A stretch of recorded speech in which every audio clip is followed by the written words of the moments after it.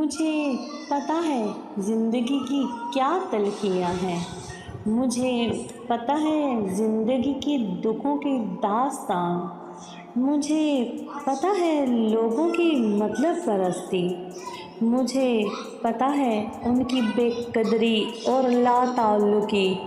جن پر سب قربان کر دیا جاتا ہے۔ مجھے پتہ ہے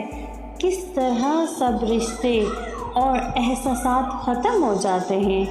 مجھے پتہ ہے کس طرح حسرتوں کا خون ہوتا ہے، کس طرح آنکھوں کے سامنے خواب ٹوٹتے ہیں، مجھے پتہ ہے کس طرح زبانیں خاموش ہو جاتی ہیں۔ لوگ کہتے ہیں یہیں سے تو زندگی کی ابتدا ہوتی ہے، لیکن مجھے ایسا کیوں لگتا ہے یہیں پر تو زندگیاں ختم ہو جاتی ہیں؟